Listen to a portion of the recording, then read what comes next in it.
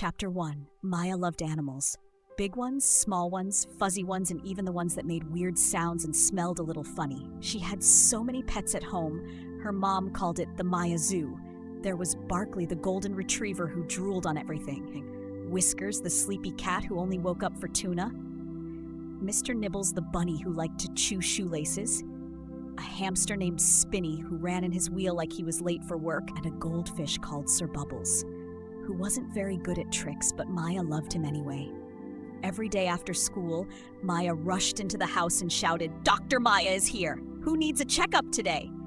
She wore her play stethoscope around her neck and carried a clipboard made out of cardboard.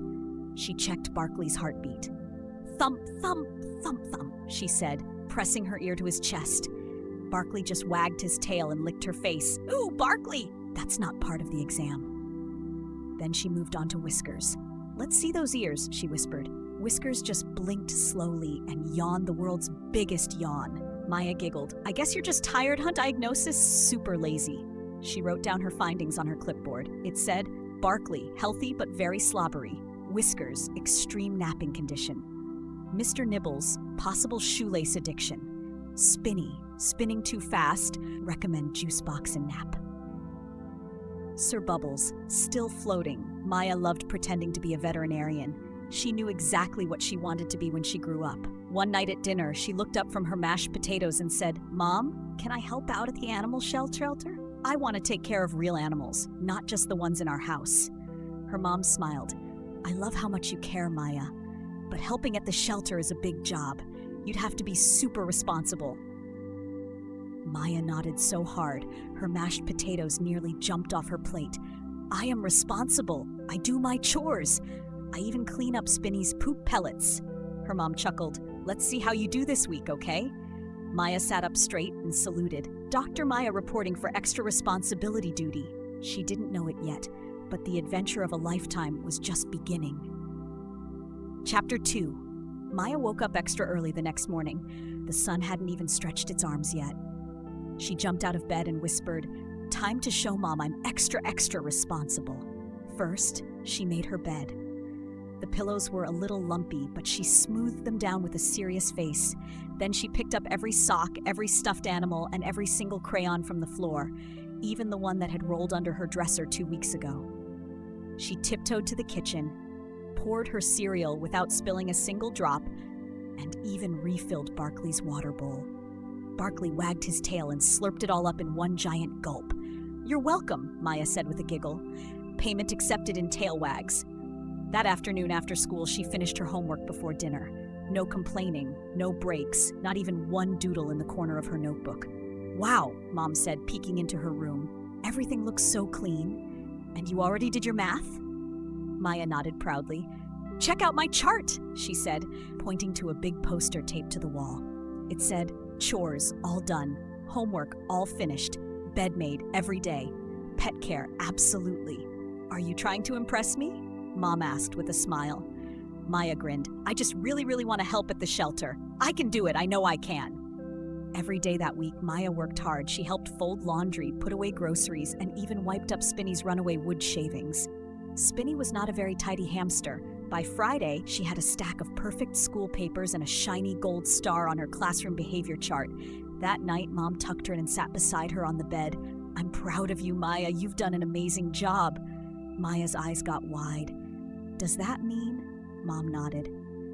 "I called the animal shelter. They said you can come in on Saturday to help out."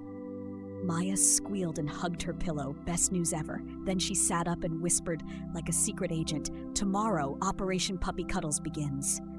Mom laughed and kissed her on the forehead. "Good night, Dr. Maya." Chapter 3, Saturday morning came, and Maya was ready. She wore her favorite purple t-shirt, her comfy sneakers, and a big smile that wouldn't go away. She stuffed her notebook into her backpack. "Just in case I need to take important animal notes," she told her mom. At the animal shelter, the air smelled like kibble, shampoo, and just a little bit like wet dog. Maya didn't mind one bit.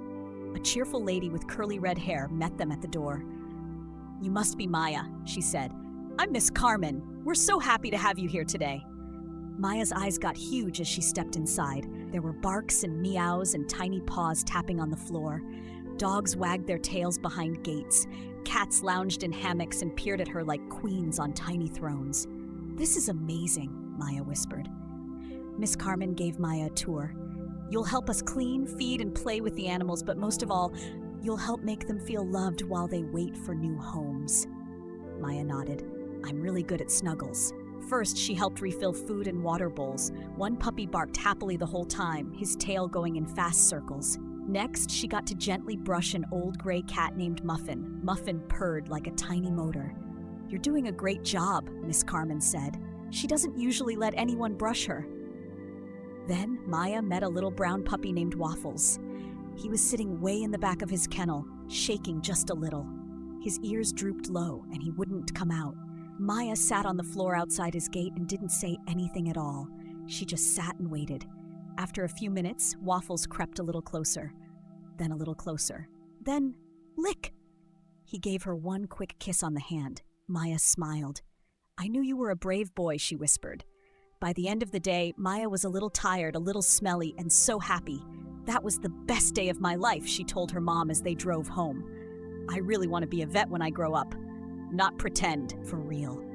And in her heart, she knew she had taken her very first step. Chapter 4. Maya couldn't wait for Saturday anymore. Every week, she counted down the days until she could go back to the shelter. She even made a paper chain to help her keep track. Every time she tore off a link, she'd whisper, "One day closer to puppy hugs." At the shelter, she got to help with more and more things.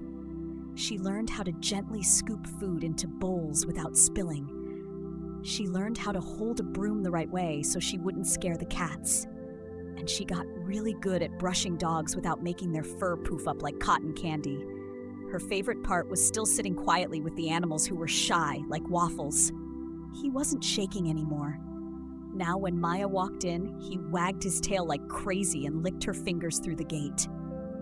One day after her shift, Maya told Miss Carmen, "I want to be a real vet when I grow up, not just someone who helps. I want to heal animals."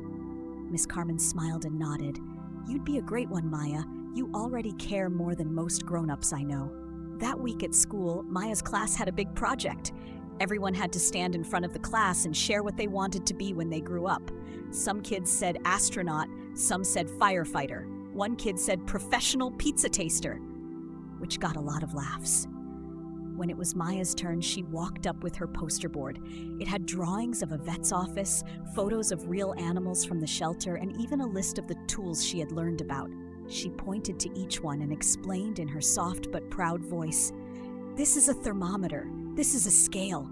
This is what we use to check a pet's heartbeat. A veterinarian helps animals feel better when they're sick or scared. That's what I want to do."